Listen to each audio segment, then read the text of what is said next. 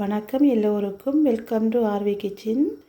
இன்றைக்கு இந்த வீடியோவில் நான் செய்ய போகிற ரெசிபி பார்த்தீங்களென்றால் காளான் கறி தான் செய்ய போகிறேன். பாருங்க, அதுக்கு தேவையான பொருட்கள் எல்லாம் எடுத்து வச்சுருக்கிறேன். இப்போ வாங்க என்னென்ன பொருட்கள்னு பார்க்கலாம். பார்த்திங்கன்னா, காளான் எடுத்து வச்சுக்கிறேன். கிட்டத்தட்ட 400 கிராம் காளான். வெங்காயம், ஒரு பெரிய வெங்காயம், ஒரு தக்காளி பழம், கொஞ்சமாக உள்ளி, ஒரு 3 பச்சை மிளகாய், தூள், பெருஞ்சீரகம், கடுகு, மஞ்சள் தூள், உப்பு, எண்ணெய் தாளிக்கிறதுக்கு இவ்வளோ தான் தேவையான பொருட்கள். இப்போ முதலாவது காளானை உரித்து கழுவி வெட்டணும். இப்போ அதைத்தான் செய்து காட்ட போகிறேன். இப்போ வாங்க வீடியோக்குள்ளே போகலாம். பாருங்க எப்படி இருக்குண்டு. இதை நான் உரித்து காட்டுறேன். உரிச்சிட்டு சமைச்சிங்கண்டா கொஞ்சம் நல்லம். பாருங்கள் எப்படி உரிக்கிறேன்னு. காளான் உரிக்காமல் சமைச்சால் அதில் தூசு கலதல் இருக்கும். கழுவினாலும் கலர் அதே கலராக தான் இருக்கும். இப்போ உரிச்சிங்கண்டா நல்ல வெள்ளையாக இருக்கும். பாருங்கள் எப்படி இருக்குண்டு. பார்த்திங்கன்னா உரிச்சிட்டேன். இப்போ பாருங்க, இது உரித்த காளான், இது உரிக்காத காளான், ரெண்டுக்கும் வித்தியாசத்தை பாருங்க எப்படி இருக்குண்டு. நீங்கள் இதே போல் விரும்பினா உரிச்சிட்டு காளான் கறி வச்சு பாருங்க.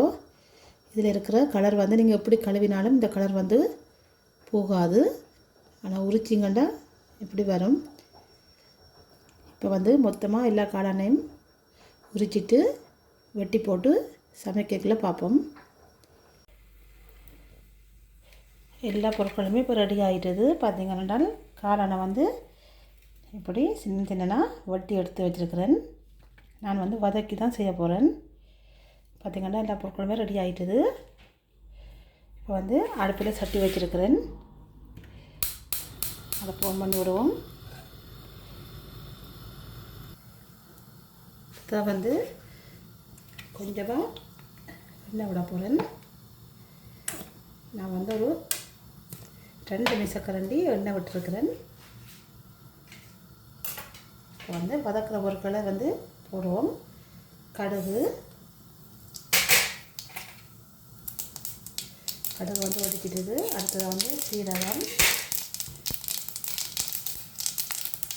வெங்காயம், இஞ்சி, கருவேப்பிலை,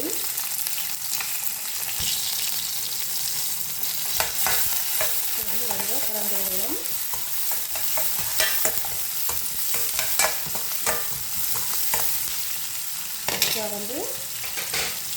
நான் கல்லுப்பு தான் போட போகிறேன். கொஞ்சமாக கல்லுப்பு, எடுத்து வச்ச மஞ்சள் தூள் கலந்து விடுவோம்.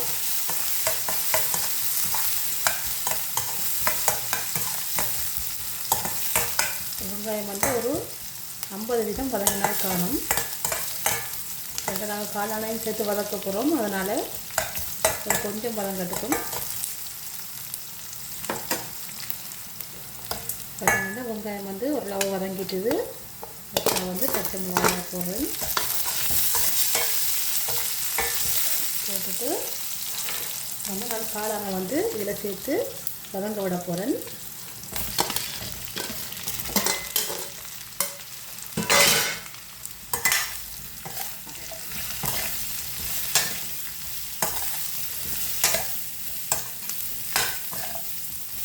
காளான் நல்லா வதங்கணும். அதனால் காளான் வதங்கிட்டேன்னா இதில் பாதியாக வரும். அப்போ நல்லா வதங்கி இருக்கான்னு அர்த்தம். இப்போ காளானை வதங்க விடுவோம். வதங்க விட்டுட்டு பார்ப்போம்.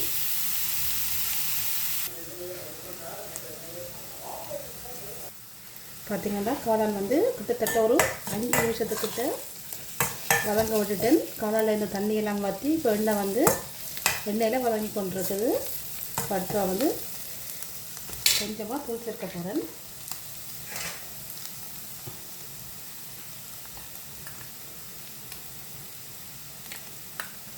பார்த்திங்கன்னா 1 தேக்கரண்டி தூள் சேர்க்கிறேன்.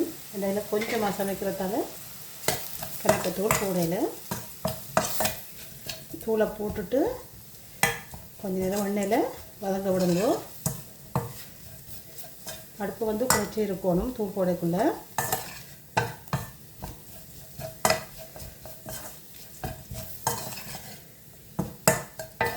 நல்லா வதங்கினதுக்கு பிறகு தக்காளி பழம் சேர்க்க போகிறேன். பார்த்திங்கன்னா நல்ல வடிவாக கலந்து விட்டு வதங்க விட்டாச்சு. அடுத்ததாக நான் எடுத்து வச்சுருக்கிற தக்காளி பழத்தை வந்து இதை சேர்க்கிறேன்.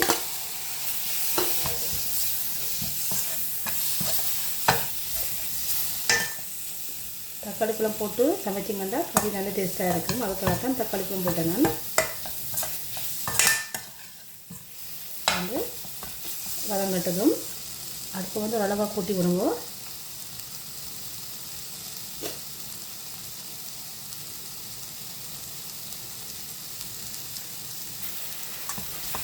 தக்காளி பழம் வந்து போட்டு தக்காளி பழம் நல்லபடியாக வதங்கிட்டு நான் வந்து கொஞ்சமாக தண்ணி சேர்க்க போகிறேன்.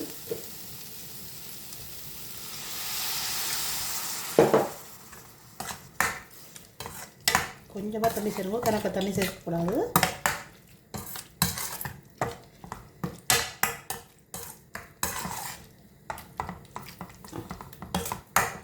இதை வந்து ஒரு 3 நிமிஷம் நல்லா அவிய விட போகிறேன். அடுப்பை கூட்டிட்டு நல்லா அவிய விடுவோம். நீங்கள் விரும்பினா கொஞ்சமாக தேங்காய் பால் சேர்க்கலாம். நான் சேர்க்கலை. இப்போல்லாம் ஓகே இருக்குது, நல்ல டேஸ்ட்டாக இருக்குது. கொஞ்சம் அவிய விட்டு பார்ப்போம்.